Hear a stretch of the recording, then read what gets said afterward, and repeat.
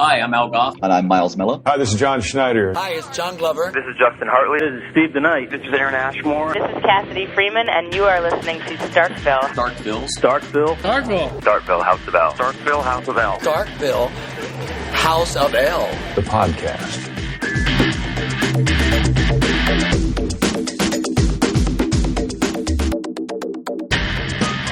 Hey everybody, welcome to Starkville's House of L. This is our episode for the Season 2 Smallville episode, Insurgence. I'm Derek. I'm Tucker. And I'm Steve. Hey Steve. Hey Tucker. Hello. Hello.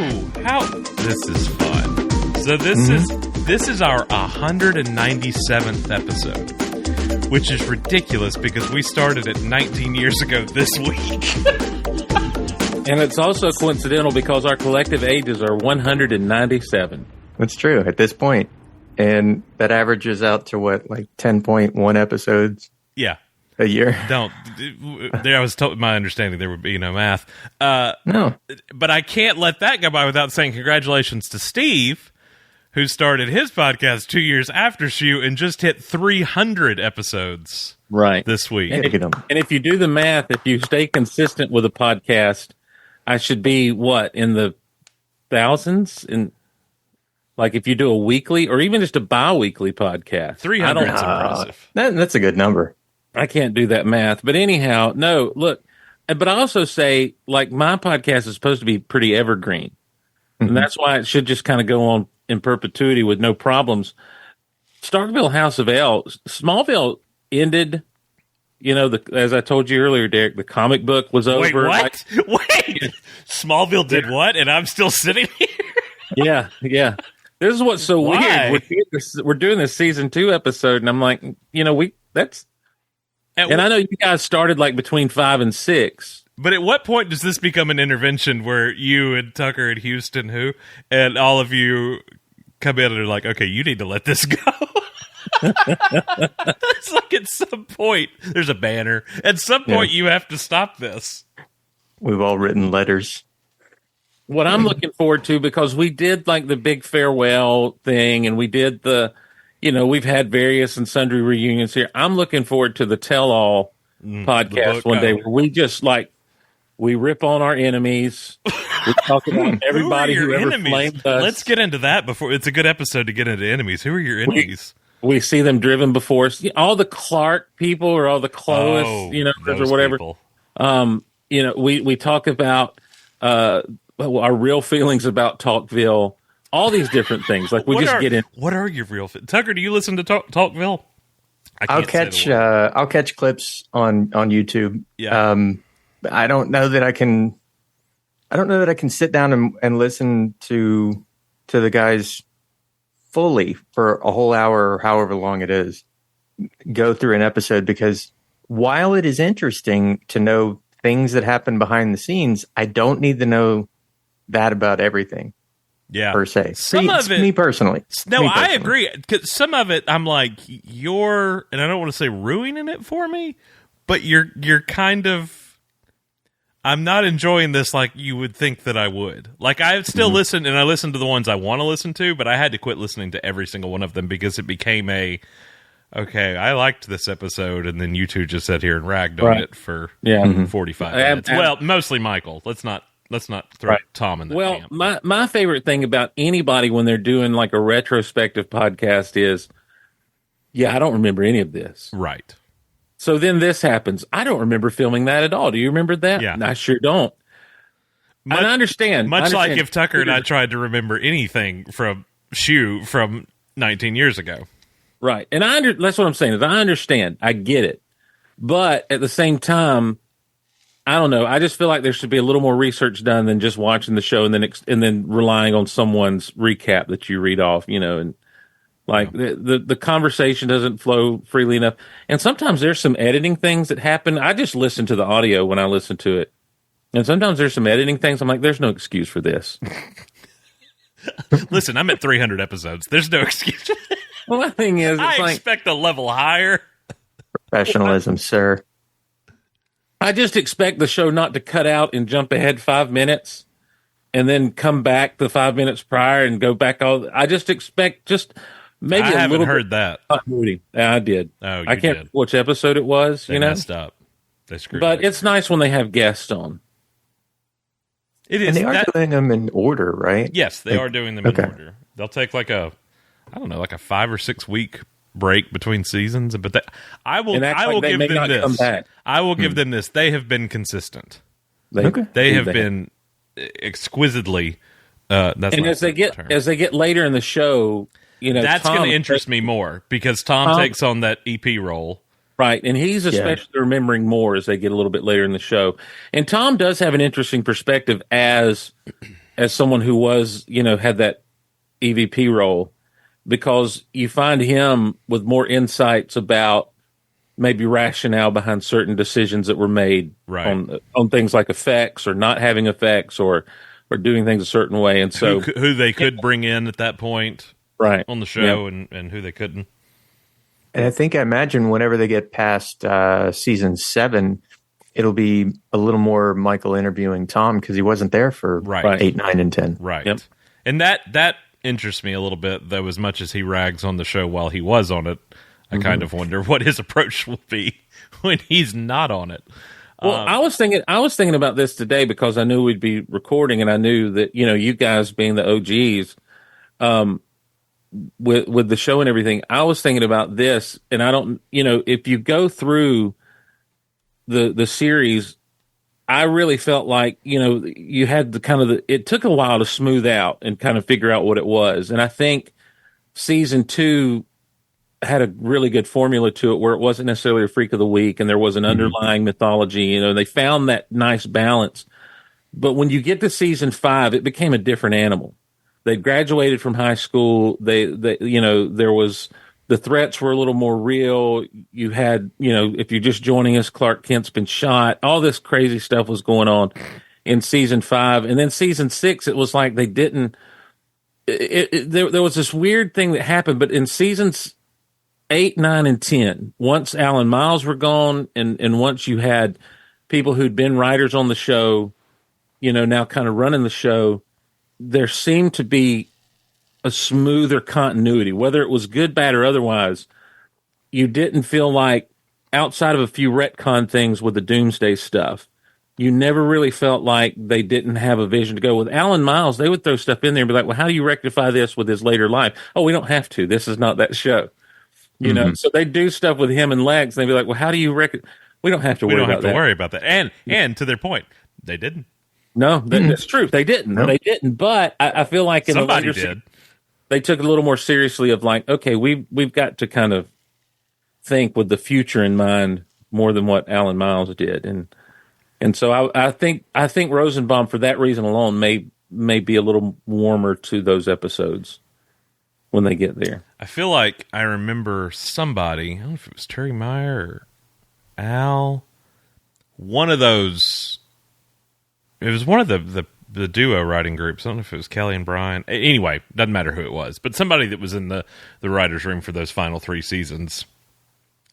When it came time that 7 started and it was Darren Swimmer, Todd Slavkin, Kelly and Brian were the 4 of them named the replacements for Alan Miles. Right. That the discussion when they came back from break was, okay, if we had to make him Superman at the end of this season, from the fortress crumbling, moments ago, how do we get there here? And then if we get another season, how do we get there from here? So it became more of a, okay, we've got to start. We're not going to make it to season 12. Clearly, we've got to start winding him up for, a reveal at some point.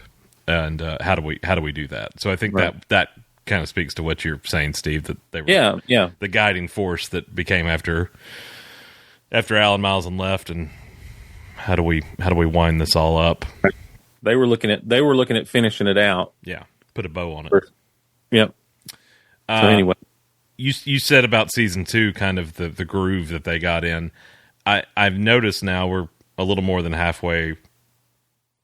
Right? Yeah, a little more than halfway through with season 2. It's only taken us 6-8 months. I don't know. But a lot longer than that, pal. Really? I don't know. We recorded at Christmas, I think. Yeah. That wasn't an actual episode, or that wasn't a a Smallville thing, though. That was me and you. That was me and you. Christmas special. Yes, it was. It was special. I feel like season 2 has aged really well. Like I've watched other episodes from other seasons just peppered in here and there over the past better part of a decade, and watching season 2 in order, I've kind of felt like they really were hitting their mark, even if it was a freak of the week or just kind of a off episode. But it's watching it now in terms of just cinematography, sound editing, effects. It's still 2002, 2003 by this point. But you know what they got? They had more money in season 2, obviously, than they did in season 1.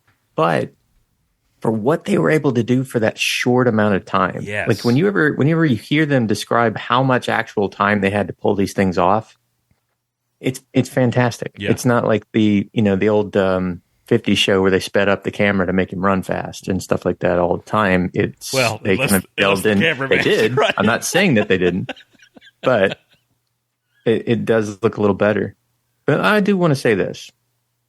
When we talk about season 2, I think everybody that I have for the last, this hurts to say, 20 plus years that I have ever turned on to Smallville, it's with season 2.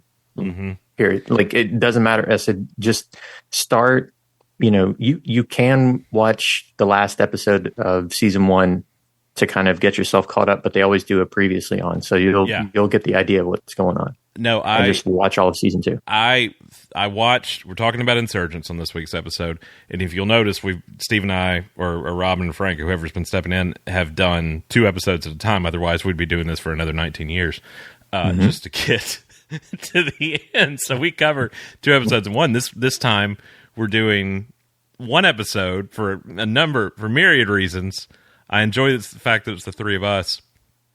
It's probably, and I say this again after watching it last night, after not watching it for several years, probably still my favorite episode of the series.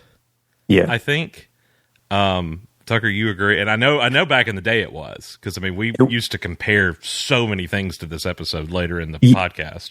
Yes, and because you remember when Smallville premiered, it was the same time that Scrubs premiered, and we watched both season premieres of each of those shows, and we're like, I think I like Superman or love Superman too much to watch this. Yeah, and then just this is old man again. Yeah, and I don't think that kids are going to know what summer reruns are. No, but they were rerunning.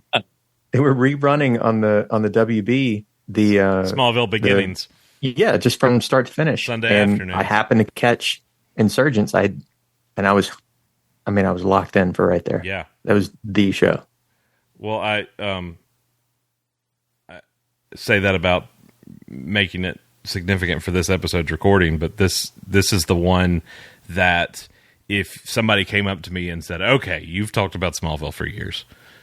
Clearly, at this point, they're going to listen to me, right? Mm-hmm. You've talked about Smallville for years. If I was going to watch an episode, any episode that wasn't the pilot, what would you show me? It would be this one. Absolutely. I think Chloe and Pete are not in this episode. Mm-hmm. This is actually, I think, the first episode of the series that Chloe was not in. It's the most screen time. I know it is Annette's most screen time ever as Martha in an episode. Mm-hmm. Heavy on the Martha and Jonathan. Heavy on the Lex and Lionel. Really heavy on Clark, obviously. You have to sit through 2 Lana scenes. It's fine. Just you'll be fine. Just sit through the 2 Lanas. They go. The first one's quick, and then the other one, it doesn't even matter. I had forgotten about him because I get so plugged in. It doesn't matter. It doesn't matter. The whole story that she's going through that doesn't matter. The whole Henry Small thing is just useless. It was just, what do we do with Kristen? We don't know what to do. It really, yeah. So if you can get through those 2 scenes, it's a fantastic episode of the series, and it really is where I would go, okay, just watch this one. And if you like it, then you're going to love the whole show. And if you don't like it, then you're not. You're probably not going to like the rest of the series. Steve, you joked earlier before we hit record, I think I asked if you had rewatched, you said when it aired. When did you watch the episode, I believe was the question. Do you have memories of this one in your going back and watching with friends over the summer? Because that was your summer reruns. You would watch with your friends. Yeah, well, at this time, like that's the thing. This season 2 was just Steve at home alone watching this stuff, not knowing if anyone else would be into it. And I had a student, I was a youth pastor at the time, and I had a student who'd graduated and was going to college and could not get the WB. And so they'd come home from college on the weekends because it was just right down the road. It wasn't like they didn't go far. It was up in Statesboro from back, so it was about an hour. And I had a videotape, and I'd tape the shows and said, here you go. And they would hand the videotape they got the week prior, and I would record that week's episode on that tape. And so they were all out of order.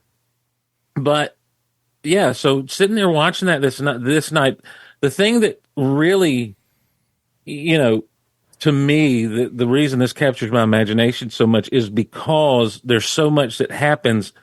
I think the storytelling in this, you take out the Lana scenes, and the storytelling in this episode tells you, like you said, Derek, it tells you everything you need to know about this show. Mm-hmm. The Lex and Lionel relationship, the Jonathan and Clark relationship, the fact that, they Jonathan really, and Lex relationship. I mean, it kind of covers every avenue. I mean, it covers Lionel and Jonathan without even the two of them speaking. Right. And the whole thing of, I don't know how I knew this. I know there was an online presence. I think Krypton Site was around during this time still. Oh, yeah. But the phrase "no tights, no flights" was something that was in the magazines and everything as you read any press about this show. And so when Clark is at the big moment, when he's on the Daily Planet, and that's a Daily Planet, by the way, the first mention. Yeah, it was first reveal of the building. Right. Yes. Yeah. And so with all that, and then he's going to do this thing, and you're like, oh, they said no flights, but look, what the, and it's such a great scene. It's such a great kind of setup. You have the whole mystery of the overarching mythology. There's that key, here's the kryptonite. Here's all this stuff that's going on. And this just was a tent-pole episode for the entire series. And what's crazy is even more so than Rosetta, which would come just a few episodes later, which was huge. It was so huge, that episode. But yeah, these episodes are ones that I had on videotape. They were all out of order, but I did have some friends that summer, that night at church. It was one night at church. I just had the videotape there with me in my office, and I looked at my friend and I said, just take this home. Y'all might like it. If you don't, it's no big deal, but it's something to do. Well, next thing I know, we're going out to eat, and they're sitting there. So now, wait, this Clark Lex thing, how did this all happen? What? And it was from this little set of episodes, Insurgence and a few others, that they just got locked in. And that was the summer that they released the season 1 DVD, I think, between seasons 2 and season 3. Mm-hmm. So I was able to get them caught up that way. And from there, it was just like we were off, man, to the races. But yeah, this is a tentpole episode in my fandom, just because of how, again, if you take out those Lana scenes, this is one of the most well-structured episodes in the earlier seasons of the show. It's a Jeff Loeb, so and there you go, right there. It's always classic. It's also a James Marshall directed, so you've kind of got a two for combo there. It's also Kenneth Biller co-wrote with Jeff Loeb. It is the 33rd episode of the series and the 12th episode of season 2, and we're kind of already in the throes of it when we get into the episode. Lex is yelling at yet another, henchman, non-Otis figure, not Otis figure. It's actually an attorney though, for not doing his due diligence because Daddy Lionel has beat him out in a several $100 million contract. I can't remember how many, 150 $150 million contract that Lionel somehow got the scoop on and beat Lex out to, which leads Lex to discovering that his office has been bugged, and that very 2002 sequence of, what was that, System of a Down? Who was playing? Something like that. Was that not Nickelback? Version. Was it Nickelback? Man, they were everywhere in the 2000s. I couldn't get him out of there. Maybe it was Papa Roach. No, that was season 1. I think it was... All right, that's somebody vamp for me because I got to find that out. Vamp for me. Vamp, Johnny. There was I cannot tell you how many in-depth, Steve, discussions that Derek and I had about this particular episode later on when he does the jump as to whether or not he was actually flying.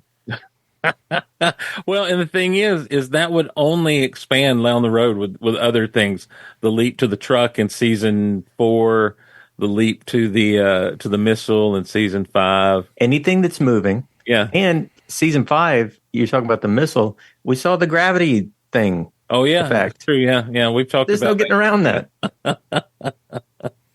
What'd you find, Derek? Theory of a Dead Man.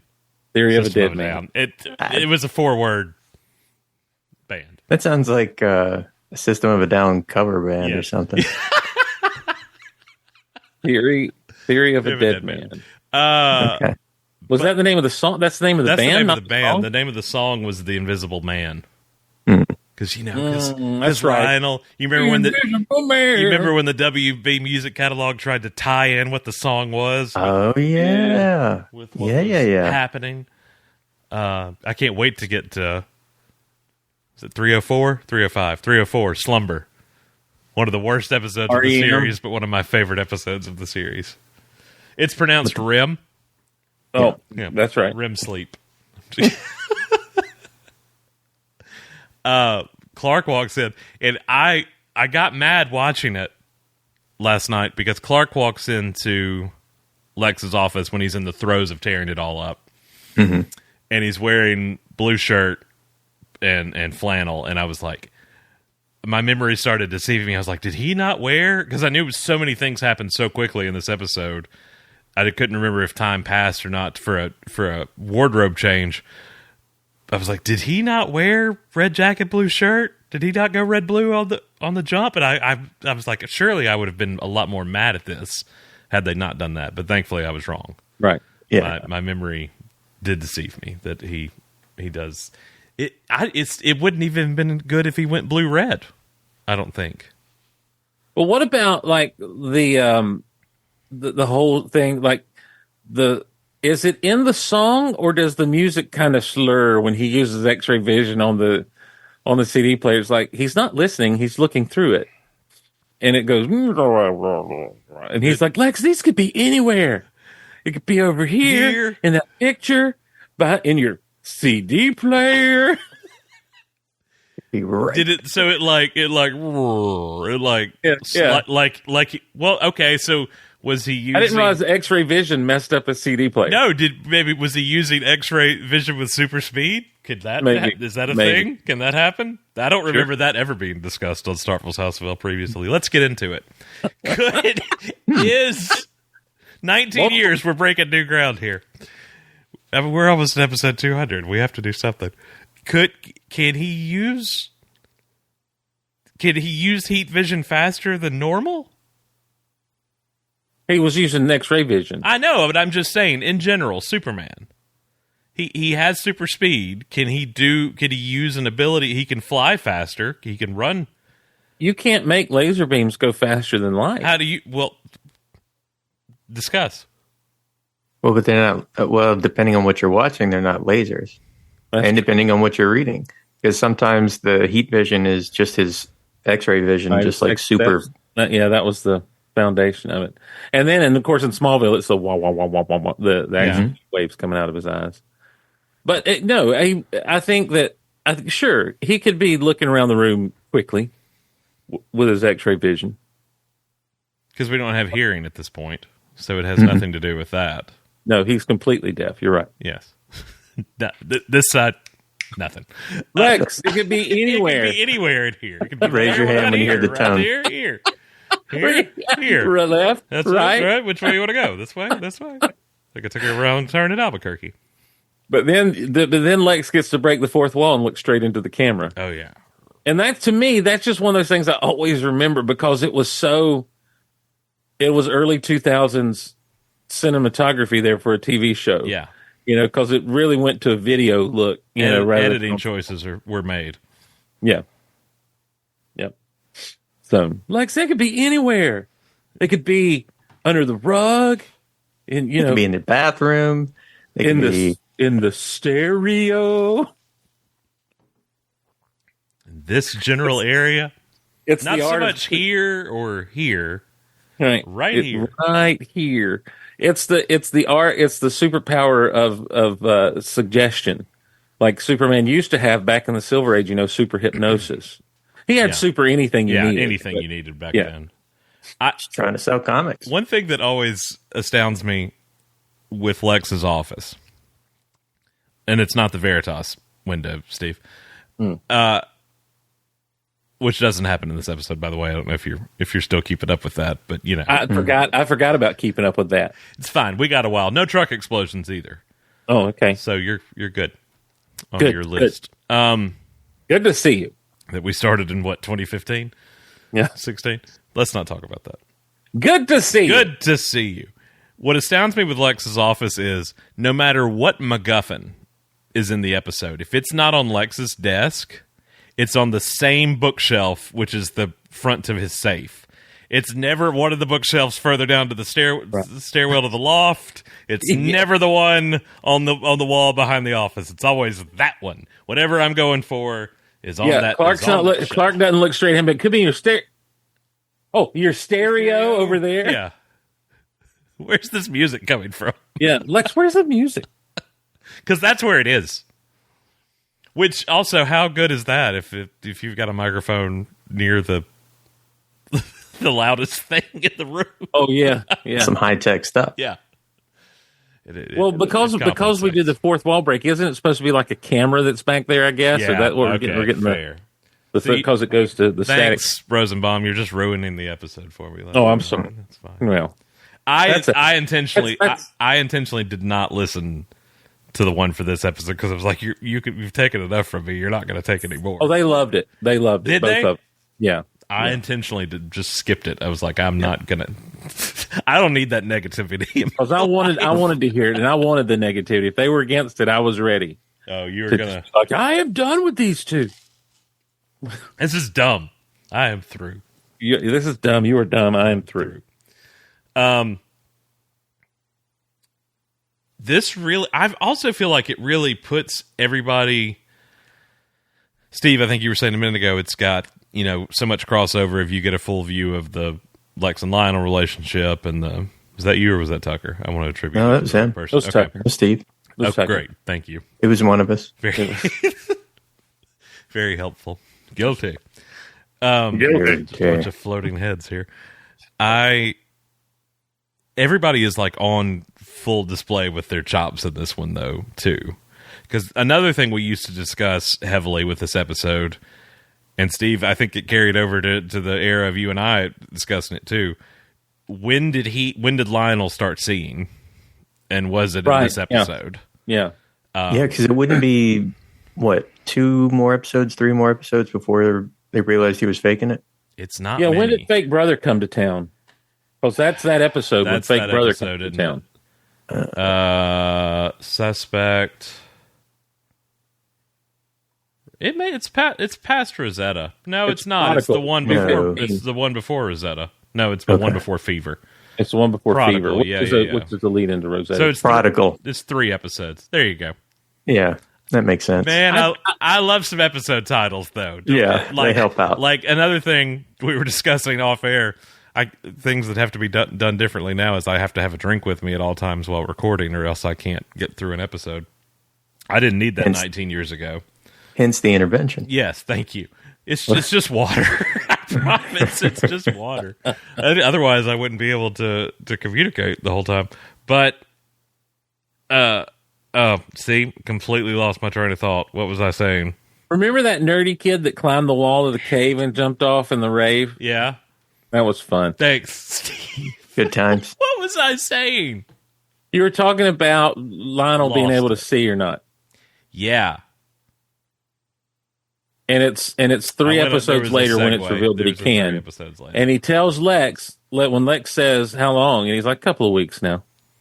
Yeah, and you're like, when did he? But I always kind of felt like he could kind of, like, maybe sees about as well as Tucker does in in this episode. Who knows? Like, there's just blurs and lights, but, there's shapes and...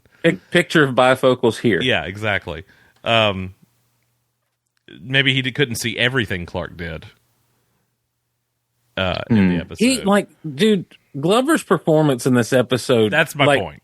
He's at the top. He sits there and he's nonplussed the whole time. Like everything that goes on, he's like, "Oh, interesting. Oh, you're in the vault. You're not going to like what you find." And it's always this always like chin touch and off screen look. Can you have an off screen look if you're blind? I don't know, but it's a question. What? Steve looks at me like I said something completely politically incorrect. Hey, 19 years. We hadn't been canceled yet. Well, says you. The show did. No, we just kept going. We refused to acknowledge. Just refused to acknowledge. Still fighting a war after this Look, surrender. if the actors could come back and do a podcast about it, surely the fan. men in their 40s. Yeah. Other men in their 40s. Right. Can. Almost. I'm pushing 50. I'm 50. 50. She kissed me. So yeah, it's a tour de force from Glover in my opinion. But Schneider's putting it on in this one. Oh, Good listen, for him. How about the scene where he's like, Lex, Where he has to swallow his pride. yeah, Like literally, and you're literally watching him swallow his pride. could you give me a helicopter ride to Metropolis? It's Little hat in his hand going on there. It's quite a line to repeat. Lex lets him out of it though, doesn't he? Like He does. He lets him out of it, but he literally says word for word, "Sure, I'll give you a helicopter ride to Metropolis. Right. Not, I'll Yeah. give you a lift." right, It yeah. just we Lex, knew. I hate to ask, but He might as well have done it with a lit cigarette in his hand, just searing his arm. digging his foot Here, I'll into do the it. dirt. He put a pile of Yeah. dirt in Lex's office. Just if nothing else, a lit cigarette where you can blow smoke in his face. dig his toe in. Sure, Mr. Kent. Sure. I'll do it for you. Can you throw me some sanctimonious platitudes on the way? And it's really, this is kind of the turning point episode for them too. After that, Yeah, were the Dead Cows season 1? yeah, that was season 1. Yes. Okay. So yeah, it does kind of turn the Despite the fact that Jonathan overhears Lex talking as Mr. Green, talking about keeping. Oh them yeah, because safe. Lex is getting married this season, And Jonathan's going to give him that compass. yeah, so find we're coming. yeah. We're coming toward the end of that where their reckoning happens. No pun intended, Right. Jonathan. Sorry. 2 weddings this season. 2 weddings? Who else? Yeah, in Heat. Oh yeah. Oh yeah, The two Freak of the Week? Lex Oh, yeah. weddings. That's Yeah. right. Schneider's bringing it. Annette's bringing it. Like I said, I think I remember maybe from one of Craig's books. This was the most screen time ever. Hey, speaking of Heat, did y'all see that video where the 2 lions locked up on top of the safari vehicle? No? Yeah. Go Check on. that out. It just reminded, like when you said Heat, it reminded me of that one thinking scene of with that video that they're Biology watching. class. and it happened to some people on a safari recently, and they had like a clear top on the vehicle, and the lions were sitting there like, "What's up?" Do something. And they did. That was the thing. So they got them. They got dinner and a show. A glass bottom boat ride with lions. You get that with the manatees sometimes. Sea cow. Derek, that's a politically incorrect name for them. Sea cow, fat ass.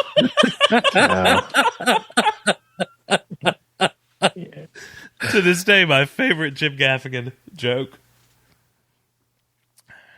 Do you know that Call one, me Steve? the manatee. You don't know What's that one? I don't know that one. I thought you'd made a really funny joke. No, like anything else, I borrowed it. I'm not funny at all. Tucker, you tell him. You tell it better than I do. Well, it was Gaffigan's Comedy Central Presents from like '01 or something, and he was just like, "Who comes up with these names for these animals?" And it said the manatee's also known as the sea cow. He said, that wasn't the manatee's choice. He's introducing himself. Hi, everybody. I'm the manatee. You can call me a manatee. Yeah, right. Sea cow. Manatee, fellas. Sea cow. Badass. But that's also the one where he talks about the biologist or whoever who got the seahorse wrong. Which one's pregnant? Oh, yeah. So that one's pregnant. That's the male, Bob. The male has the baby. Male has the baby.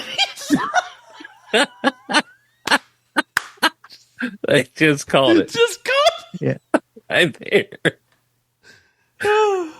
Anyway, Insurgents. So everybody is putting it real on good at this one.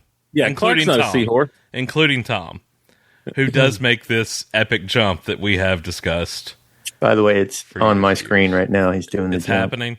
Okay. When the bird stops. So I thought about this last night, and one thing, if you could give me the time to, if I had to do the same basic storyline of the finale that happened, but I could change, I don't know, shots or dialogue here and there, or I would have wanted to pay so much more respect to 10 seasons before and do things like when they're in the loft and Clark's in the middle and Martha and Jonathan are embracing him before he goes off to fight Darkseid. Like, why did they not have the same lineup and shot as the three of them from the pilot? Like stuff like that I feel like that they should have, like, those comparisons. But this is one I would have done because we go to the roof of the Daily Planet in the finale for the Williams theme and the shirt rip and everything. I would have loved that same Overhead old kind of shot up of the planet that they really didn't use past, I don't know, I want to say 6. It may have popped up intermittently thereafter, but I feel like that was a really early season sequence that they didn't use a whole lot later on. But that shot through the ring and then over and coming down on him, walking out, and I feel that would have been a great thing to do. Yeah. In the finale, especially if like Lois and him were out on the street instead of in the stairwell and she looks up. Right. That kind of stuff. I don't also, know. Because they're very specific images in my head from the show. Like if you ask me like what image comes to mind when you think of this, is one of those. Yeah. Of him coming out. Well, I'm sorry, Steve, I interrupted you. Well, just the jump itself, like Welling did such a good job of, he's getting pumped up. You see him kind of, and then he does the run. Of course, it goes into the bullet time stuff, and he takes the leap, and he's continuing the running motion and everything. And you see on his face, I'm going to make it. I'm going to make it. And then when he realizes he's not going to make it, like you get to see, because of the slow motion, you get to see the face change, and it is at once like you're thrilled because he's almost flying, and he's almost leaping a tall building in a single bound. Yeah. And so there's that thrill, but then there's just the absolute humor that's played so well of, oh crap, and then like Tucker, you mentioned the birds freezing and everything. Yeah. It's such it's the most iconic moment really for me of this show until maybe the missile jump, maybe even the finale, when he finally actually takes off, kind of thing. There's just so much about it that like I say, it was a tentpole moment for me, and that jump had more to do with it than anything. It wasn't until I went back and watched it again that I'm like, this is really good stuff. Yeah. You know, the whole break in, and it's almost Die Hard. It's a little Die Hard. Yeah. It's a little, you know, it's just, we're here for, they were just there to do, you know, the bug the place. And then the bro's like, oh no, this is Lionel Luther's fault. We're getting in here. You know, plans change, Kern. Yeah. Rich guys keep money in vaults. The entire episode, they all go out of their way to say each other's names. Right. Sam's dead, Kern. Like with Lionel and he's blind. He's not deaf. Like Lionel and Martha in complete earshot, listening to everyone. Here's all of their names. They also, for some reason, gave their addresses and a list of their fears. So, you know, here you go. Yeah. Last for their socials. Do with that what you will. Yeah, Kern 5974. I was totally going to bring up Die Hard too, because that is the whole vibe of this thing, the pressure, the constant, you know, and then finally the infiltration. Yeah. But have we talked at all about having something where we kind of track where this key goes? So we did that, you know, that was the next thing I was getting to, was this is our first, okay, how did this happen with the key? Because the last we saw it, it was flying off in the tornado. How did it come in Lionel's possession again? And there's never an answer for it. No. In the entire series. How Lionel found the key. Am I right, Steve? Don't tell me after all this time I'm wrong. Yeah, no, you're right. That's a lot of... That wasn't a full sentence. I don't trust you. Yeah, well... I don't trust anything you just said. I think no, yes. No, right, but... But still. He's reading, so I guess he's going to prove me wrong. No. No.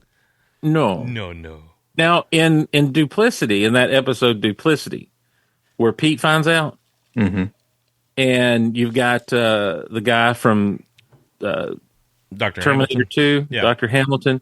Yes. He realizes, because he does his hand up there, and it's all shaking and everything, and he's like, oh, and he finds the place where the thing would fit. Yeah. And he remembers that thing that he found for Lex, and he goes to Lex, and he's like, do you still have this? And Lex like, lost a lot of stuff in the storm. And we don't see it in Red. We definitely don't see it in Nocturne. But we don't see it in that episode. No, he just mentioned it. No, he just mentions it. Yeah. Right. We don't see it in Redux because George Washington Duke didn't have it. Lineage, it's not there. Ryan, it's not there. Dichotic, it's not there because Jonathan Taylor Thomas it just shows up. It just shows up in this one in Lionel's set. Skinwalker, it just shows. Yeah, so this is the first time we've seen it in season 2, and it just happens to be in Lionel's safe. Oh, and then in Skinwalker, Clark sees the indentation in the wall. That's the. It must be the case that there was something cut, but at the same time, look, if you're trying to juggle effectively 24 or 22 23 45 45-minute shows, basically filming movies in the course of that amount of time, something's going to get blown through the cracks. But let me just go to Smallville. I'll go to Smallville Wiki. Speaking of aforementioned enemies, okay. Hey. Wait, we didn't have anything. Did we have Smallville? Is that not where we changed the wiki in? No, we didn't change. Now hold on. That was I did change. I'll go and say it. It's statute of limitations up. I changed that wiki. She went to jail. It's fine. It was not Smallville wiki. It was a specifically whatever demographic or shipping name that was involving. Right. It was a specific site for that. Right. And they attacked us though.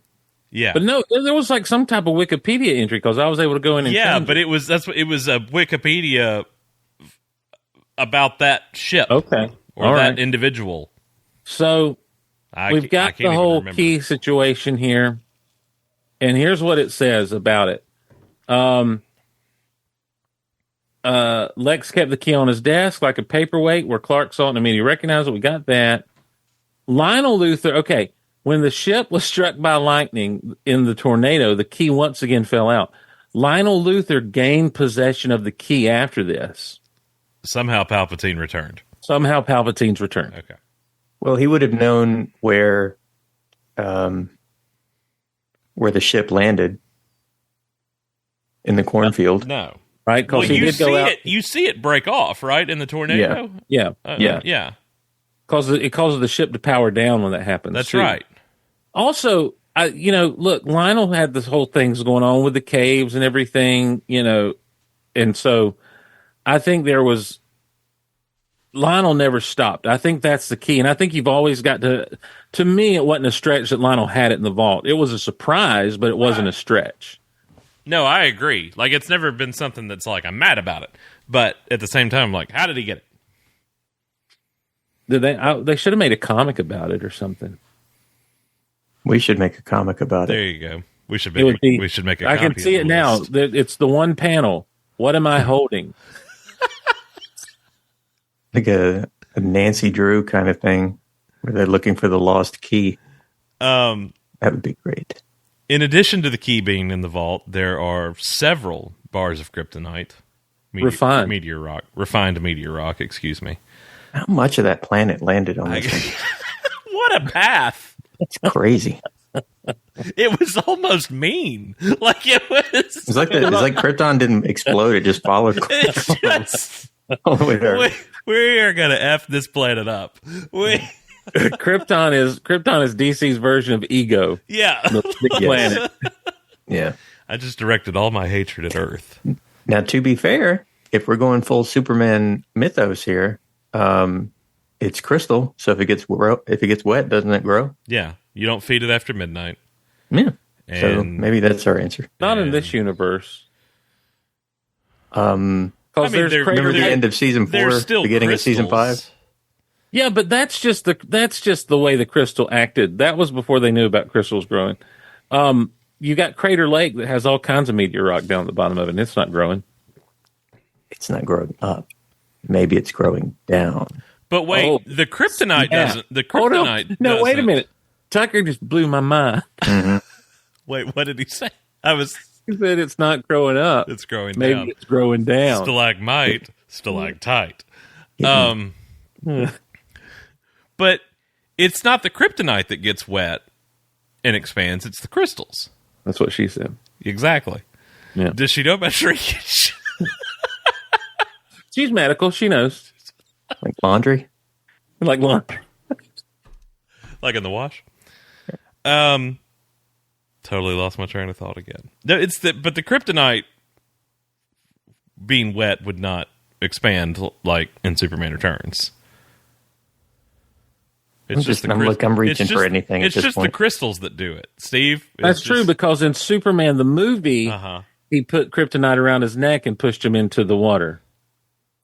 Well, then how did that from that cylinder, that football sized cylinder, grow an entire continent of kryptonite? Because he stuck a crystal. He stuck a crystal in the middle of it. And then it did what? Stayed the same? Yeah, or created a whole island of it. Kevin Spacey informed us how that works when you stick the crystal there. Wait a minute. Let me rephrase what I'm saying. When you stick the crystal in it, things happen. Yes. When you things expand. It's like sea monkeys. The idea was it takes on, the crystal takes on the properties of the things around it. And so when it was growing, it incorporated the properties of kryptonite into itself. So it was veins of kryptonite throughout the new landmass. I think. It wasn't all kryptonite, right? It wasn't a solid block of kryptonite. No, but it was. You got to admit that there was more. Yeah, freely admit that. No, but that's because the crystal. But the crystal made the kryptonite more, not the water. The water made the crystal more. The crystal made the kryptonite more, as well as the dirt. The dirt, because it wasn't the dirt. Because it wasn't, though it was crystalline, it was like a... You're not thinking fourth dimensionally. It was like it was a dirty crystalline. It wasn't like the snowy I saw them open for fish in 98. Yeah. Dirty crystalline? Gotta write that down. Great band name. Steve, why is your laughter not coming through? Because you're laughing so hard. I think he has a mute button. Damn it, unmute it. I'm sorry, I went into silent laughter. I Don't couldn't do breathe. that.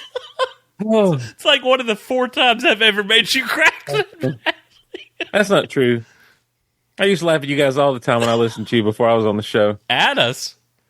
Well, with you. Yeah. You guys made me laugh. You guys were some funny jokers, That's man. fair. We needed to be in class. Hey, Tucker, where do you stand on that shirt? Wrinkled or not? My shirt? No.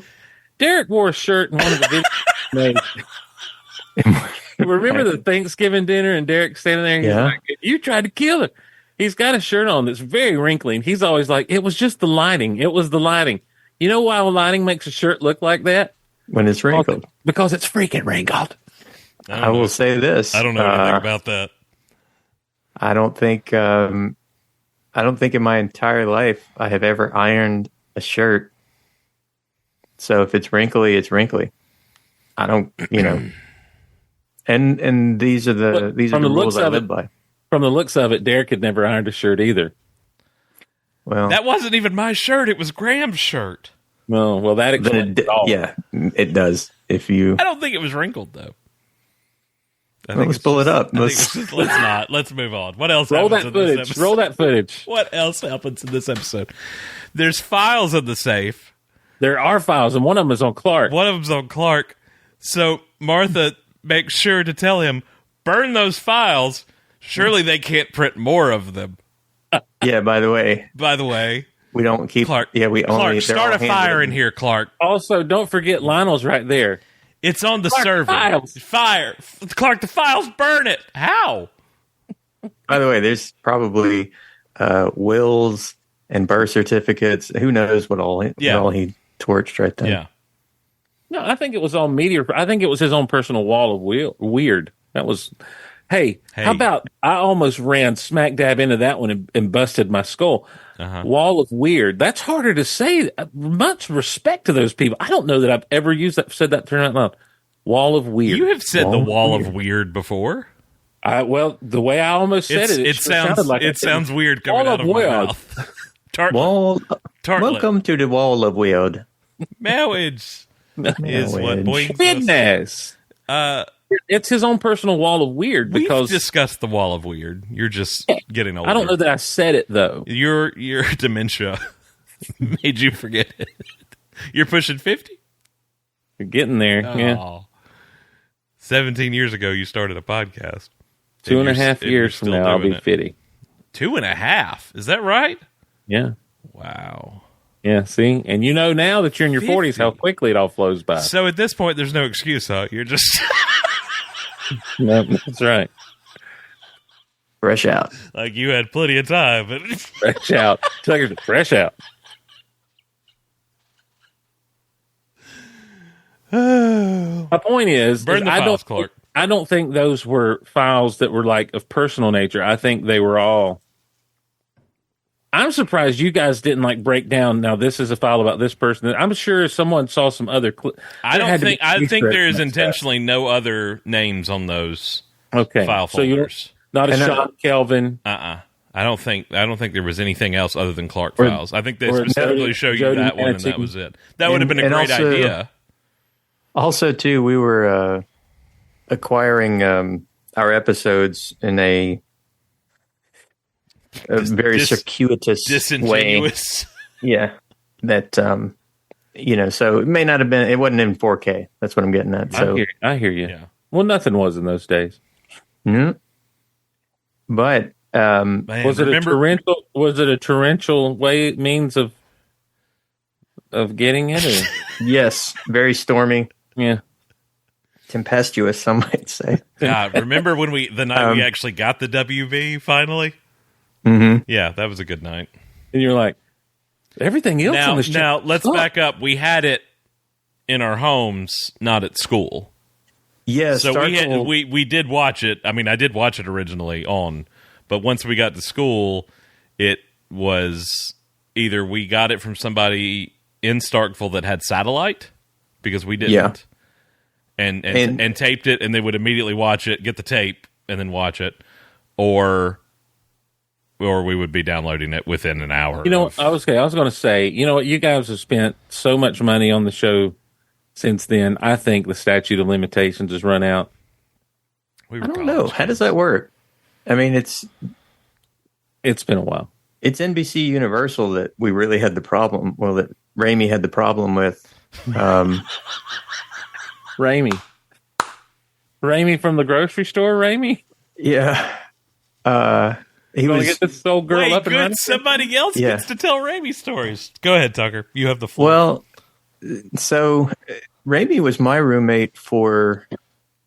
Well, we lived at two different places. We were just put together because I didn't have a roommate and he didn't either, and so we just wound up living in the thing, and it worked out real well. We never argued about anything, and we were equally as unmotivated.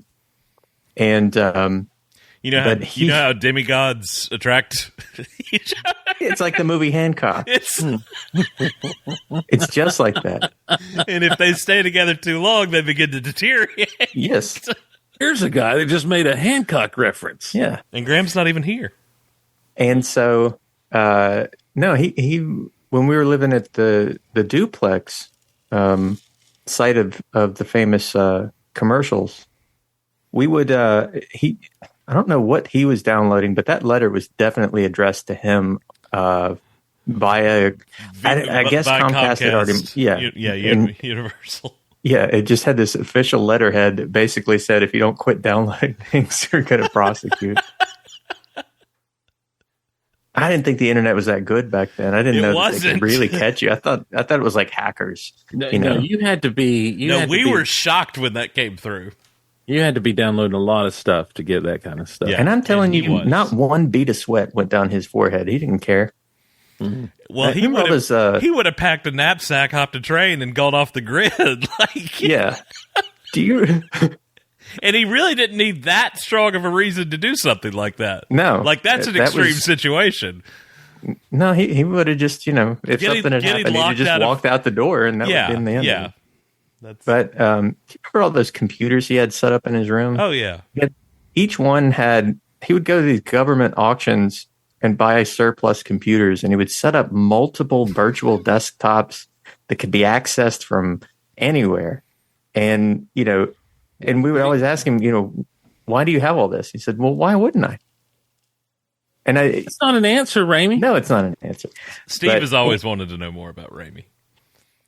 He, one meeting is not enough. You have to get him to where he's not doing anything or on the way to anything, Yeah.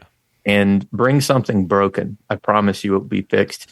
If only in his presence, it will be fixed. It might not work when you bring it back home. I've never met anybody who actually had superpowers. He has them. Changing it from the Magic Man to El Diablo.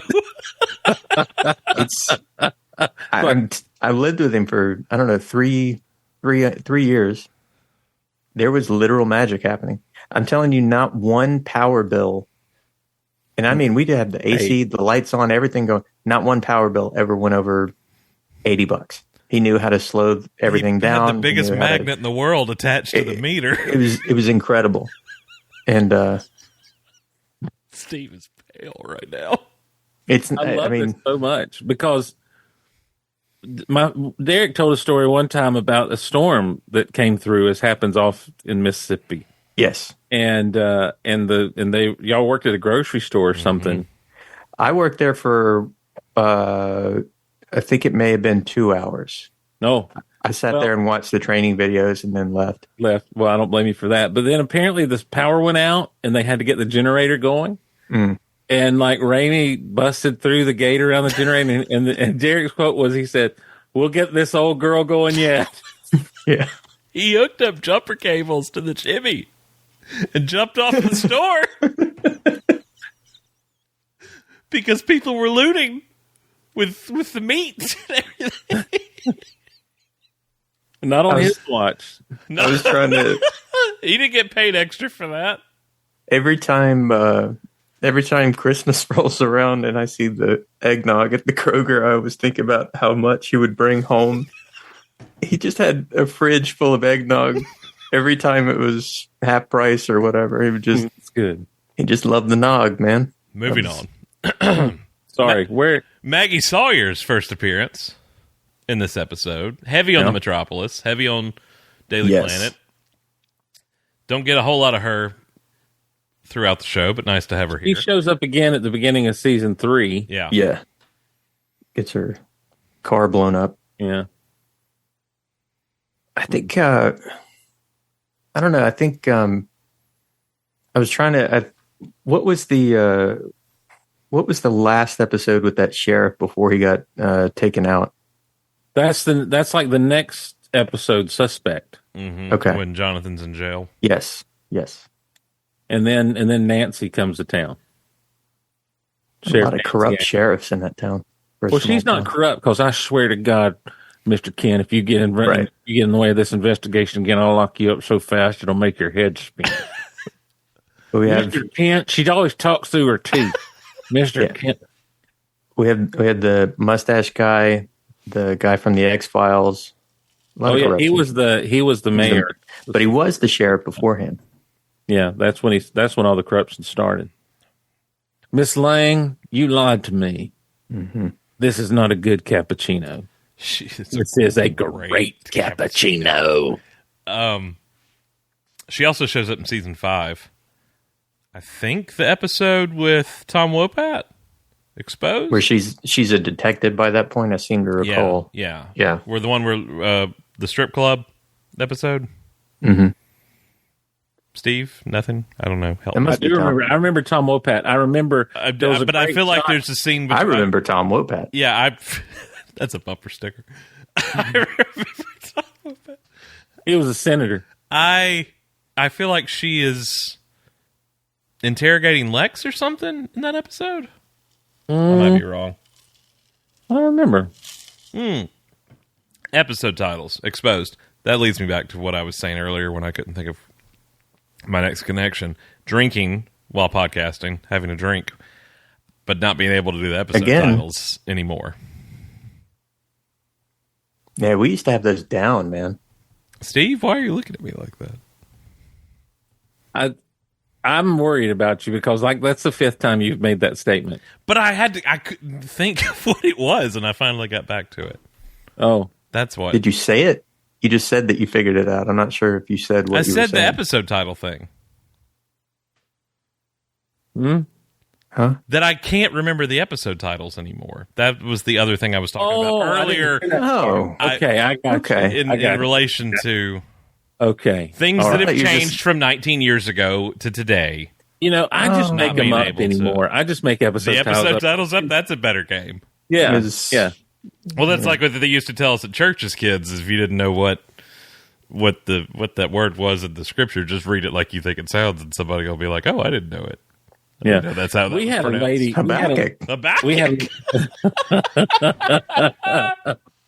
We had a lady at our church that had a speech impediment all her life. She, I don't know the proper term for it, so I won't. But it was very much you couldn't really. You had to listen very closely to understand what she was saying. And for some reason, they had her teach in a classroom of like 2nd and 3rd graders. Oh no, maybe a little older. Maybe a little older. Well, my brother was in that classroom, and she asked him to read, and he came to a word he couldn't pronounce, and she pronounced it for him, and she goes, and she and he didn't understand what she said, and so he goes, and just keeps dear Lord. Oh man, that's one of my favorite stories he tells in life. Anyways, was that John? Who was that? Yeah, that's John. So, listen, can we just touch on the Smalls thing real quick? If we must, it really stops the episode dead. It does, but it also, the whole storyline it goes nowhere when it's all said and done. No. He never gets brought up again.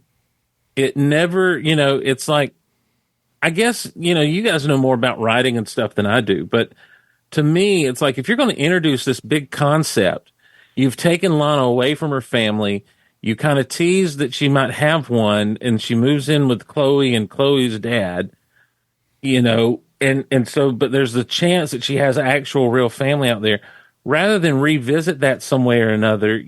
I mean, for For goodness sakes, in a year and a half, she's going to Paris. She's going to Paris. Nell's not around. Yeah. Who signed off on that? Gabe Sullivan?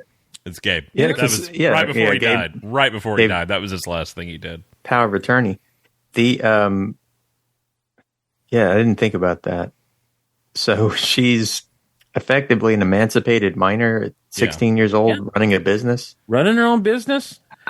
She's a partner with one of the richest people in the world. She's just, and look, it's fine. It's great. It's a TV show. I totally bought it. Don't have a problem with it. The only thing the serious thing I have is like this whole, it's like, there was some interesting ways they could have gone, with him as dad and that sort of thing. And maybe even turned him into a bit of a slime guy. I don't know. But instead it's like, you don't want to get to know him. Stay away. And eventually she does. Yeah. I suspect it looked good on paper and it just wasn't coming across. I mean, they had to have a call. She had second billing. Yeah. I mean, they had to have something to do with her, and they struggled. And that's not, again, I feel like I always have to say this because she has a very dedicated fan base. That is not a knock at Kristen at all. Not at all. Kristen's acting is not the question. Was the writing for her at the time. Now look, early on, yes, it was the question. Well, but that's true for Tom. That's true for all of them. That's true for all of them. That's true for Michael, and he had been acting by that point. She definitely got better as time went on. Yes, absolutely. There's no denying that. But the story is my problem. The story is what we're discussing here is the issue. It does, like you said, it just brings the whole thing to a screeching halt. You're caught up in this whole. My favorite episode. I forgot about it. That really, and I think it's only the two scenes. I think it's her talking to Clark in the loft, and she's in that dress, and then the actual scene with her and Small, who has two lines of dialogue, if that. He's like, I can't believe I'm in a Luther establishment without the peen or whatever he says in my hand. It's like in and out, and that's it. And then and his wife says, "Stay away, stay away. He'll break your heart." Kind of thing. I have pulled up Smallville Wiki as well, which we did not have beef with. Okay, that's fine. We didn't have beef. The only people I remember us having actual beef with was Television Without Pity, and that was their fault, and they know what they did. I absolutely I just woke you. I just awoke you like Bucky. Like I just said the phrase that woke him up. I've been doing Geek Out Loud for 17 years? What? You've just been in a trance this whole time. You remember Television Without Pity? Son of a... All right. That's after my time. I'm unfamiliar. Yes. Oh, listen. Homecoming. Railroad Car. Television Without Pity. Ready to comply. Reckoning. Are they all Smallville related phrases? I was doing the two that I remember. I know. I was like Arctic Fortress. Oh yeah, that's good. There you go. Yeah. So Pilot. Tron. Metamorphosis. Herman Hemsley. Excuse me. I didn't mute for that. I apologize. The Theory of a Dead Man song, Invisible Man, previously appeared on the soundtrack of a 2002 film. Can either of you guess what that is? Because it's funny because you made the joke about Nickelback saying they were everywhere at that time. Is it some sort of Nickelback movie I missed? It was on the Spider-Man soundtrack with the... What was on the Spider-Man soundtrack? The Theory of a Dead Man song that we discussed at the beginning of the podcast that's playing in Lex's speakers. I couldn't remember who the band was, and I believe Tucker said, was it Nickelback? No, I said, was it Nickelback? See, both of you could just claim it. It's fine. And you asked if it was Nickelback, and Tucker said, I believe, they were around a bunch. You couldn't get rid of them at that time. Yeah, well, Nickelback wasn't on the Spider-Man, but Chad Kroeger was. But Chad Kroeger was. That's Nickelback. And you say name me the other people from Nickelback that aren't Chad Kroeger, and I'll tell you whether or not that Nickelback performed on the Spider-Man soundtrack or not. Chad Kroeger. Uh-huh. The bass player. I want to say Scott Drummer. Stapp. I think it's Scott Stapp. Billy I think Joel. it's like Fleetwood Mac. Isn't the drummer named back nickel or something. That's Henry Backnickel. Yeah. Oh, Hank Backnickel. Anyway, it appeared. That's old Mr. Backnickel's boy. It would also appear on the Spider-Man soundtrack in 2002. I don't remember that being on the Spider-Man soundtrack. Well, his name's He's not Spider-Man. His name's not Phil Spider-Man. There should be a gold man. Martha's strange decision to hide the key in the flower from Jonathan Clark is later explained in Fever. Steve, do you remember I don't remember her reasoning. the reasoning? I don't want him to take me from me. That's all Yeah. Basically. Spider-Man. The novel Shadows, which I did not read, would later confirm that Martha did delay her exit from Lionel's employ, continuing to serve under him for some time prior to the events of the following episode, Suspect. So that whole thing about why don't you stay and we'll see what it's like to be a Luther and and find out information on them apparently did not last very long. Well, no. Music from and inspired by. What do you mean we'll know? I'm telling you. Well, no, it can work out great. Okay. In the episode, though, this is the bullet point I was getting to. In the episode, Lionel is able to shoot and kill one of the crooks despite supposedly being blind. We learned just 3 episodes later in Prodigal that Lionel had regained his sight in that episode, but was still pretending to be blind until its end. This makes it likely that Lionel has regained his sight by this episode, hence his ability to fire a fatal shot. But then he would have also seen all the things Clark did. I think it's far more likely he was making out shapes and lights and stuff like that than actual being. Saw with his ears. Yeah. He's like Daredevil. Yeah, like that. What are you looking up, Steve? You trying to find that song on the Spider-Man? I'm trying to find the Spider-Man soundtrack. You don't have that? No one has said that since 2003. I don't have that. Okay, so theme from Spider-Man, Most Hero by Chad Kroger, featuring Josie Scott. What We're All About by Sum 41, Learn to Crawl by Black Lab, Somebody Else by Blue, Bug Bites by Alien Ant Farm, Blind by Default, Brother by Corey Taylor, Shelter by Greenwill, When It Started by The Strokes, Hate to Say I Told You, The Hives, Invisible Man, Theory of a Dead Man. Did you think Smallville Wiki was lying? Did you think they were television without pity? I woke him up again. Okay, what? You're gonna awaken. I'll say this: 19 years this week, we outlived them. What was the beef with them? I was about to ask you. No, I remember our beef with that sci-fi magazine. Well, yeah, they gave me a crappy review. Sci-Fi Now. They gave both of us crappy reviews. I don't remember giving you in print, Steve. We were in print. In print. It's terrible, Jerry. Not that there's anything I'm going through the Spider-Man movie in my mind, and I don't remember that song being in there. You know it that well, huh? Yeah. Well, okay. So let me opening credits. Is this it's in the Peter Parker credits? catches the bus. Oh, he's going through the whole scene. Oh God. Gets bit by the spider. Wakes up and checks himself. Or so help me. Goes and wrestles Randy Savage. Uncle Ben dead. Peter catches the guy. Spoiler alert. Jesus, Steve. Spider-Man. Green Goblin, back to formula. Back to formula? Yeah. I actually do that. Yeah. I don't know. I'm going to watch it, though, now. Like, that's what I'm doing tonight. I'm going to stay up all night long and watch Spider-Man. Great. They just all came to theaters again. All 3 of them. I missed every single one of them. Did they come to you? They did, apparently. Well, tomorrow, at the time of this recording, is Amazing Spider-Man. Amazing Spider-Man, yeah. I really enjoyed Amazing Spider-Man. It's Spider-Man. Say it right or don't. You got me saying it now. Okay. Well, Tucker made me feel self-conscious. So Tune Find, which is what you look up to see when songs are playing in TV shows, Steve. I don't know if you know about Tune Find. Oh, no, I didn't know that. Yeah. You can do... Hey, y'all keep talking. I'll look up this. Okay. I've already got it pulled up. This is what I'm telling you.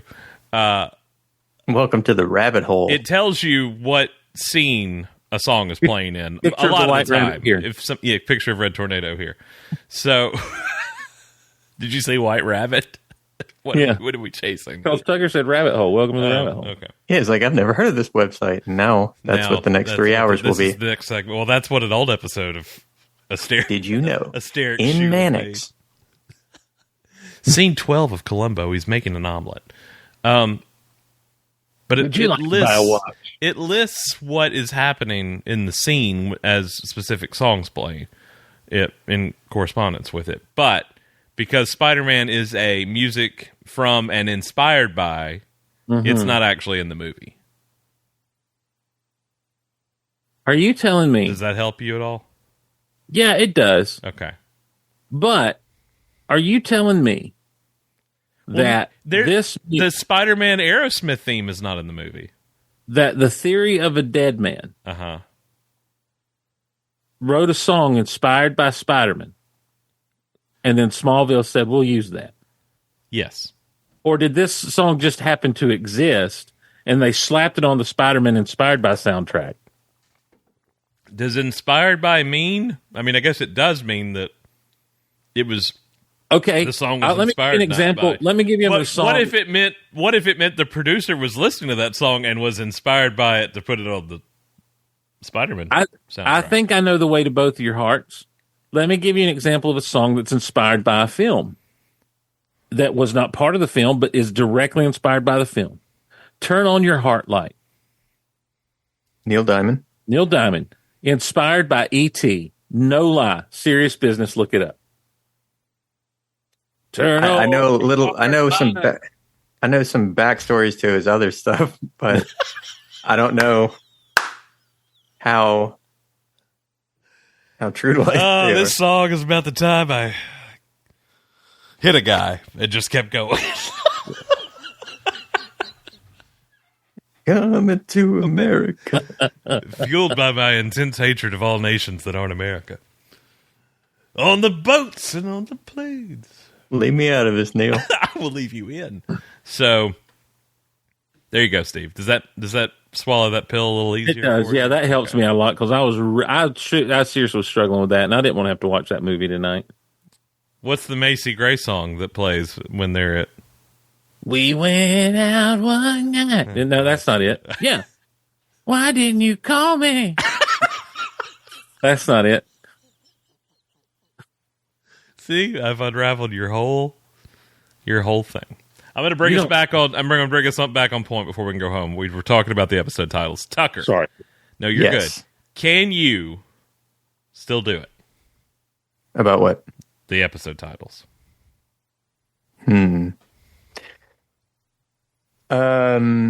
Not in order like I used to. Here's a bunch of random ones. Here's but I can't tell you. 218. Hey. Here's 218 words. Yeah. Let me tell you what I'm looking for and wanting someone to be able to tell me the episode titles. I kind of need an order.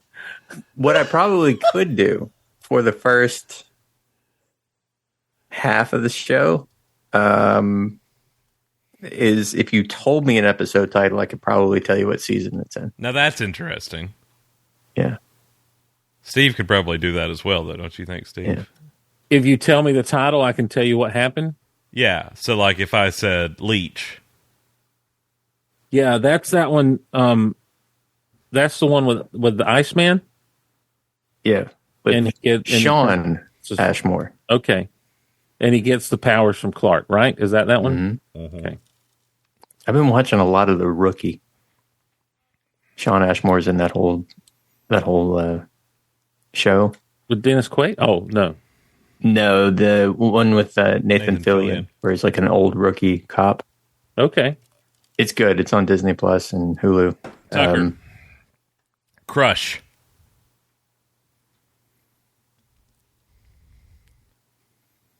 Steve, would you like to steal? No, I'm just kidding. What happens in it? Yeah. Or what season it's in? No, I'll tell you it's in season 1. Yeah, I knew that. Is that the one that's kind of like...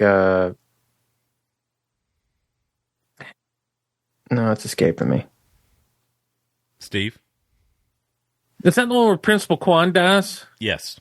Where dude he's the guy from the OC is on there. Yeah, he's got the telekinesis. I really like it. Oh, yeah. Yeah. I really like it, Kai. He doesn't move his lips when he talks. Yeah, Adam Brody. Now, see if I go too far in the future and I'd say Steve forever.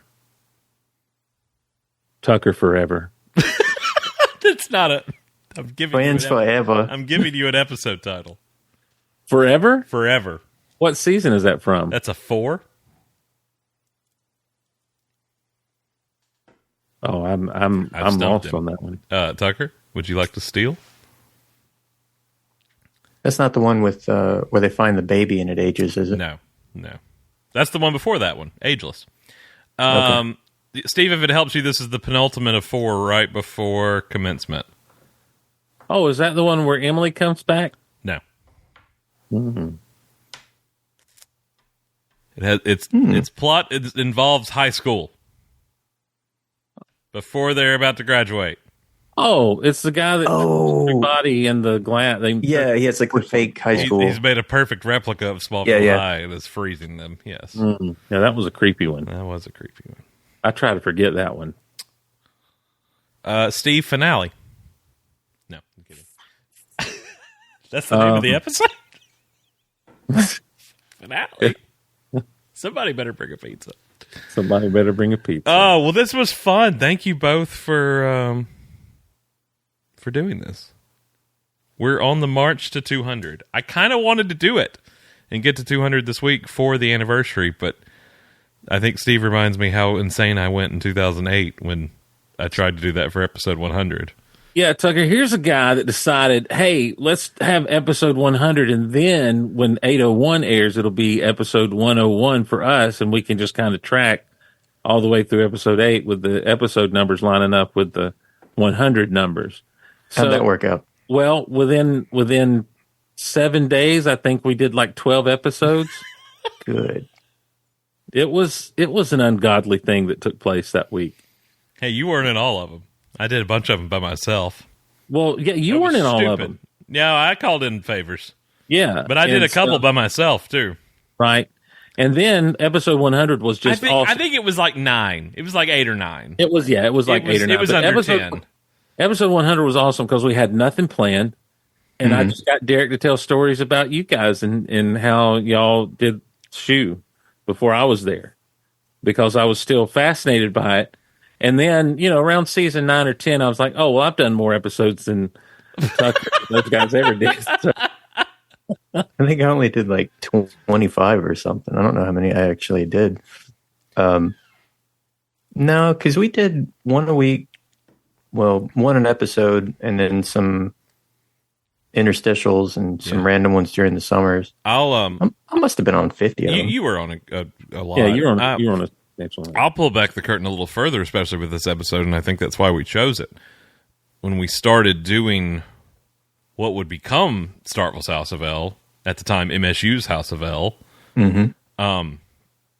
it was not going to be audio, it was going to be video. I think I've talked about that before on the show, that the first tests we ever did were on DV tape of us like holding microphones, and I think we put the episode like in the lower third or fourth running while we talked over it. But not like MST3K. I'm not sure if the audio was there, but I feel like I remember the video being...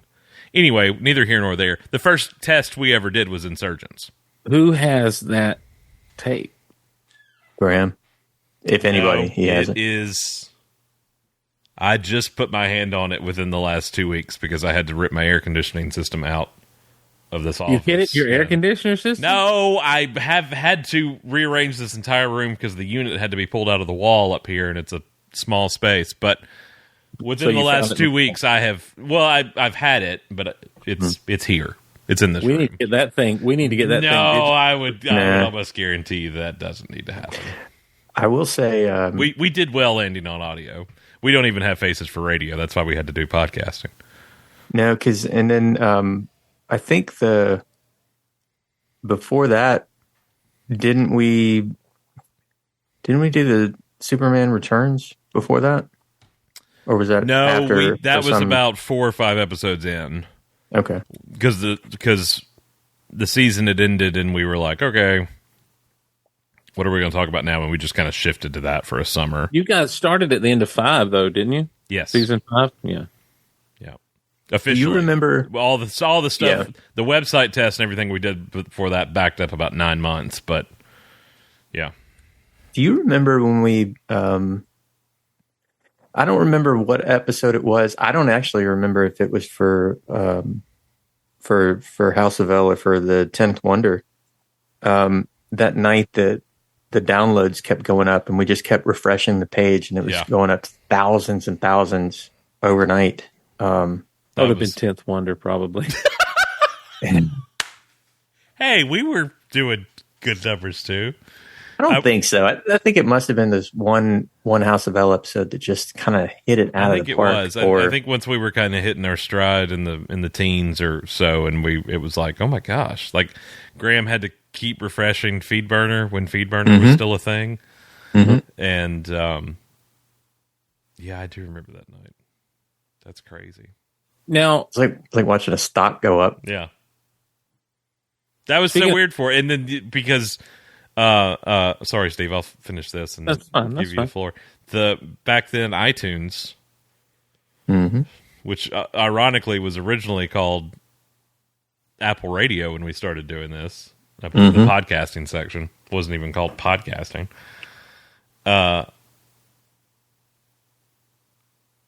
It had like a meter of popularity out next to the album art, and like we had like a 2 one night, and then we woke up the next morning and like it was like 6 bars, like all the bars were filled or something, and there was like all these reviews, which I hate we've lost over all this time because we had like thousands.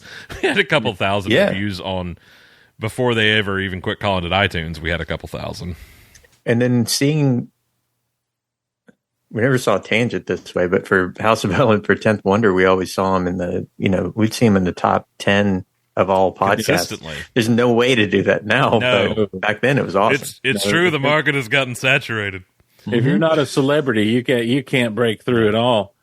I was at a little toy swap meet. This has been several months back, Tucker. And this dude hosts them all the time in the parking lot of this antique mall over outside of Atlanta.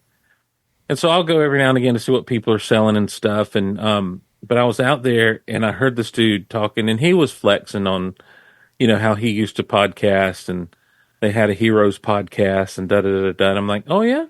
What was it called? And I forget what he said it was called. And he wasn't a jerk or anything. And I'm like, oh, cool. I know the guy. I said, did you ever listen to one called 10th Wonder? He's like, yeah. I think we talked to those guys one time. I'm like, yeah. I said, well, Derek, who was on 10th Wonder, and Tucker also had a Smallville podcast. I said, and I ended up on that Smallville podcast. And I'm like, Starkville House. I was like, I kind of remember that, but he remembered 10th Wonder for sure. I mean, that's... Yeah. That story did not go like, I could have sworn you told me that story, and it was like, you told him, but I was on Starkville's House Fell, and he was like, never heard of it. Never heard of it. No idea.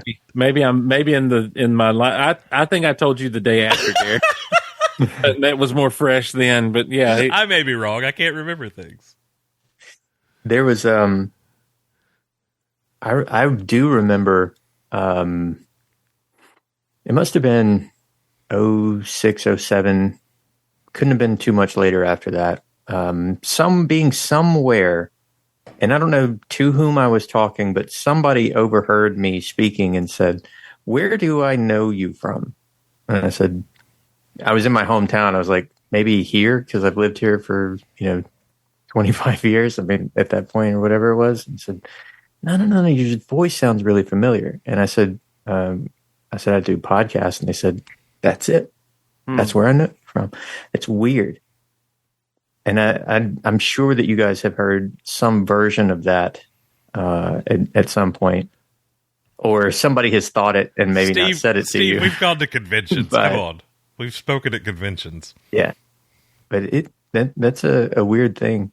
And so I'm a teacher, and my kids, this is the thing nobody thinks about, but kids Google you. And if you have any listing on an IMDb page, they're like, you were in Smallville? I said, no, I wasn't in Smallville. I was on a DVD for about 5 seconds. Yeah. And they're like, It's a weird thing. Yep. Yeah, I'm just a normal guy. I'll put on my pants like everybody else, both legs at the same time. Oh man, it's a jump move. All right. Anything else? Should we take her home? I'm just trying to remember this television without pity beef we had. I can't remember. They started it. Whatever it was. Maybe. They started it. Whatever happened, it was on them. No, I don't know if they started it. We may have said something that started it, but whatever we said was tongue-in-cheek, but they got mean. Well, trolls. In the meantime, we are marching to 200, and the way I've got it planned out right now is Rosetta is episode 200, which is very fitting, because what a legacy of an episode that is for the series, and fun to hit a milestone with on the podcast after almost 2 decades, as we've said. You can find us online, smallvillepodcast.com. Hey, we'd still love to have you rate and review us. I know that seems like is that an old-timey thing to say now, Steve? Hey, give us a rating. No, wherever you listen to podcasts, it does help. That's, it's but I don't know that the kids do it these days. And you know what? Remind me. I want to say something to you in a second before we go. So remind me what I said. I'm going to be honest with you. Most people who listen to podcasts about the stuff we're talking about are not kids. So, okay, they're good with rating and review. So Tim, who does an expert job at our social media, I shall call him Tim. There are some at She Smallville on Twitter or X, whatever you call it. Don't call it X. Starkville House of L on Instagram. I believe we're on TikTok at Smallville Podcast, if I'm not mistaken. Okay. But a lot of the surge of Smallville over the last couple of years has been from social media influencers. I guess you would call them influencers. Oh, I hate that term. I know. Specifically comic book ones on TikTok and Twitter, like finding the show. Like DC enthusiasts who were like, okay, I'll finally watch Smallville. And like live tweeting or, whatever, going through their entire journey to their like 20,000 followers. But they're all really young guys, like under 20. Like I say guys because the ones Tim has shown me, they've been a couple dudes that are like under, 22, 24 years of age. But the new thing to do, and I've discussed this with our buddy Professor Bailey, is to hate on the John Byrne era. They all that's what I wanted to know if you knew this. Let's dive into this for like 2 minutes because I've kept you too long. They all of them hate the Byrne era, the Man of Steel relaunch. Despise it. Hate the Kents being alive. I know I'm blowing your mind right now. Like I thought it was a gag when he started telling me about this. I had no clue.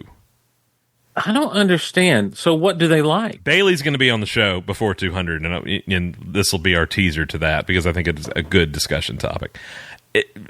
So many of the things it changed, like he changed, and it was a result of having to change. It was a result of crisis. Yeah. I don't know. They will have threads of like thousands of retweets and stuff. But what do they like? Like about Byrne or in general? No, what Superman? So like what is All-Star? All-Star, which I'm sorry is overrated. Look, All-Star Superman is fine. It's fine. It's very much a Silver Age throwback. It's great, but it's not Byrne, man. Byrne. They can just shut up. I tell you what, we're gonna get into this with Bailey. So I'm excited about that because this is something that has fascinated me these past few months as these individuals have been rewatching the show. And I was going to call it. Apparently, they're little wokies. That's what they are. They're woke. I don't think that has anything to do with it because what's woke in it? I don't know. I'm just or telling you. unwoke or anti-woke. Well, I don't know. I'm just listen. I mean, I know anything- there's kind of the importance that he was an American, like it kind of drived into that. Anything that people hate today, they look and say, "Well, you're just woke." So that's what I'm calling. Yeah. I'm calling. Listen, I think that's ridiculous. I It's can't be on that surprising. show. I can't be on that episode. Okay, fine. I'll talk to Bailey about it. You're good. It'll really. I'll get so hacked off. I'll send you some stuff. I'll get Tim to send you a few things. It's Don't- ridiculous.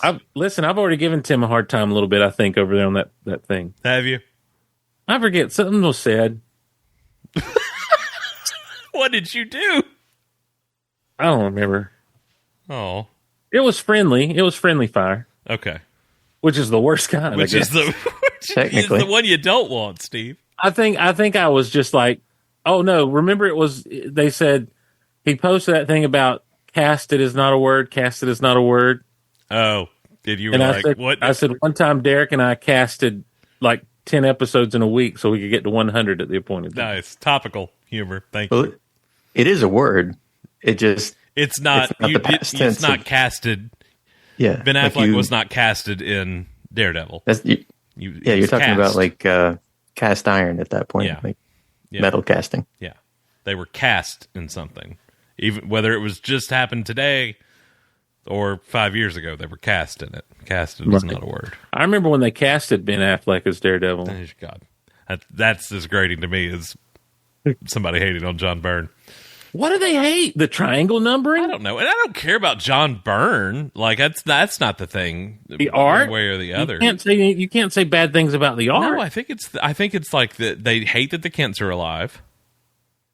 That's part of the charm. So that when you get to the death of Superman and Pa Kent dies, golly, man, that just rips your heart out because like they meet on the other side. Yeah, I know. I was there. Oh, I know. All right. SmallvillePodcast.com.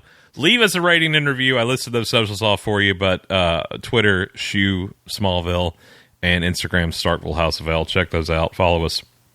Interact with us. And we'll be back with our march to 200. Tucker, thank you for doing this. Absolutely. I had a great time. Steve? absolutely. I had a great time. Tucker copied me. We'll see you guys next time. See you guys.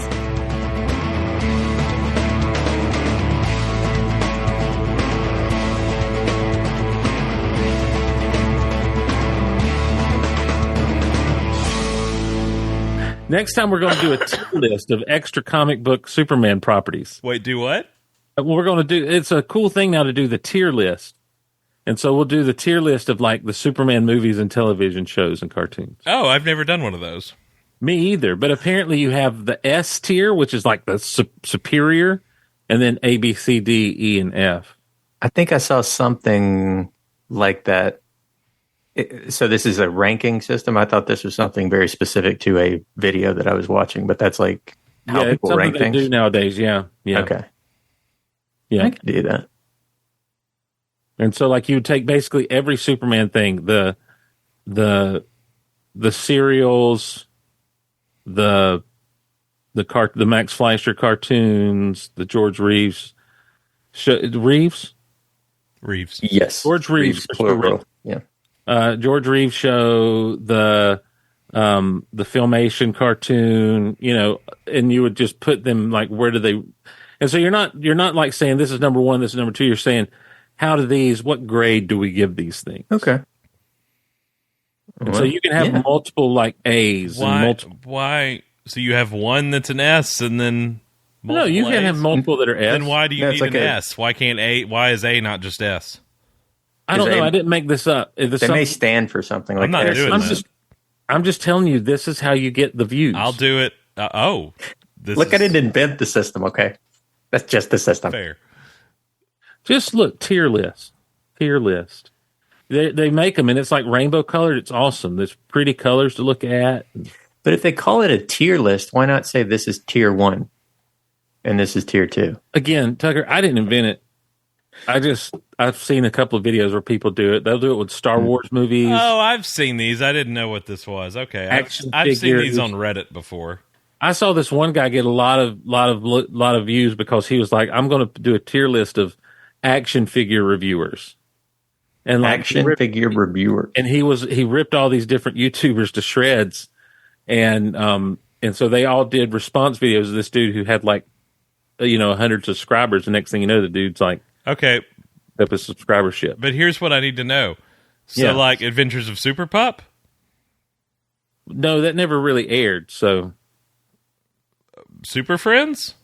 Super Friends, I think we could put in the Superman pantheon. But then where do you go from there? Is Justice League and Justice League Unlimited in there as well? Well, no, then leave out Super Friends, but you do Superman the Animated Series. The Ruby Spears Superman cartoon, which you could do. Lex and I watched all those in a day last week. Yeah. He is obsessed with them. I've not watched them since like 88 or 89 when they came on. Yeah, they're fun. They're really good. I forget that they use the Williams theme. I mean, there's just so many good things about it. But he's died to watch them over and over and again. You could do the Superman peanut butter commercials. Oh, we're getting in the weeds here a bit. Okay. Could we do the Adventures of Superboy? Yeah. Oh, yeah, you could do that. There's 4 seasons of that worth right there to do. Yeah. I've never watched an episode out of it. I know, and I've always kind of They're on. Should we? They're on Amazon. Shut your mouth. Yeah, man. Amazon Prime? I don't recall. I think I paid for the first season, but it was only like $12 when I bought it. Cool. It was on HBO. It was either on HBO Max at launch, or it was on, what was the thing? That DC Universe deal? It was on DC Universe. It was, and I never watched it. I should have. Yeah. Oh, well. My bad. It'd be funny to do a series that is the pilot episode of every Superman TV show or Superman adjacent TV show. Yeah. Just nothing but the pilots. I mean, if time was on my side, I would love to do these. We have to do it in the next 3 days. You don't understand. Time is not on our side. I'm almost 50. I would love to go back and do every episode of Reeves. Yeah. I would love that. But time does not allow for that at all. Okay. Well, I'm doing something for my Patreon supporters. I have a Patreon. Smooth. I was an early adapter. Yeah, you were. I mean, you were pimping that podcast out. You had the slogan before that was even a thing. What's that? The official podcast of geekoutonline.com. Yeah. But I've been I'm doing the Hulk show, the Incredible Hulk series on Patreon. It's called Lifting Up the Car, an Incredible Hulk retrospective. You doing an episode at a time? Yeah, but I've only done one so far.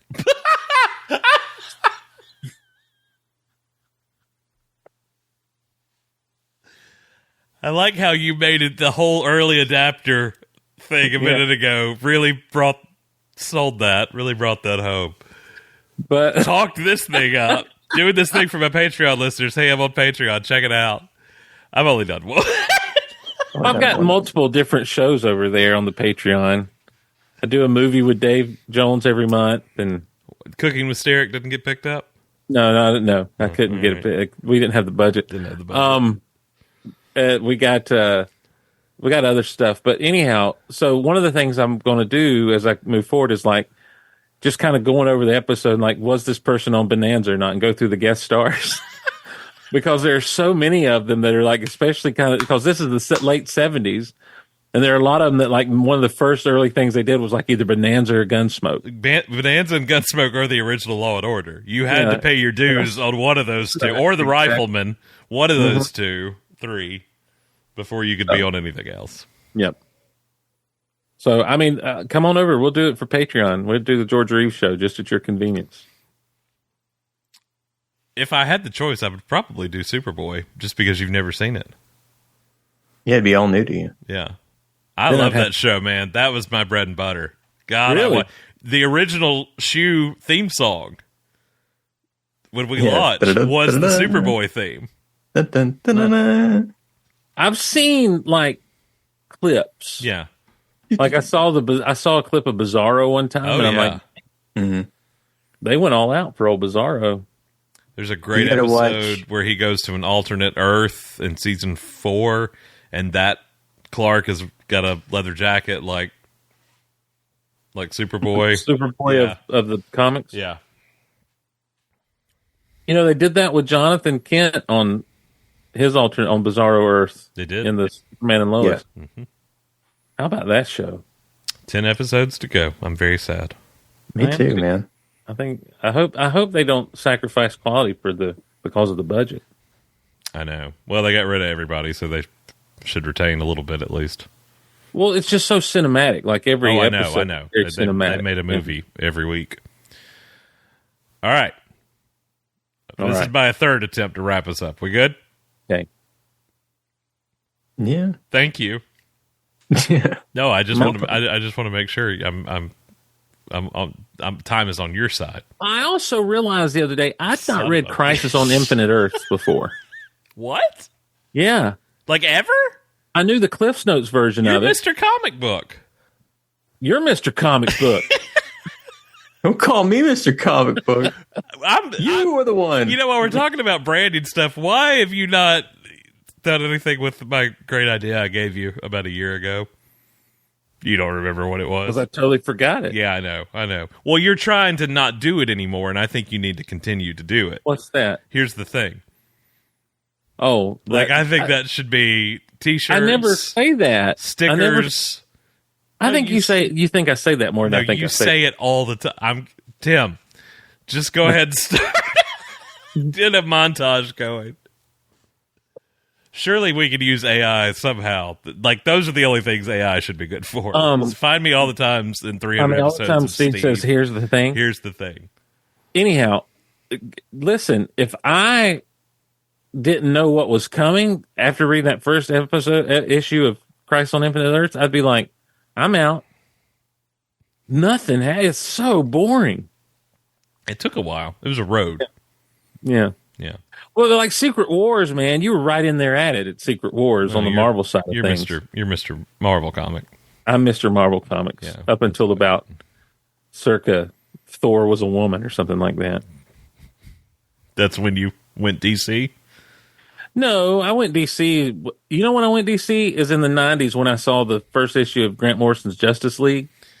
And it had like all of them on and I'm like, that's Super Friends for the 90s. What a statement. I literally said that in my head. I wish this was I wish this was a video podcast, because while you were doing that whole tirade, I would have just slowly faded to back and put executive producer Dick Wolf like on the screen.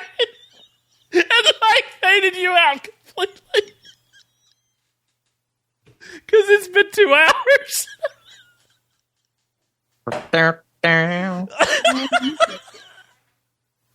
Also, you're laughing harder here than you were at the fish reference earlier, and you're still not laughing out loud. Oh, man. Good night, everybody. Good night.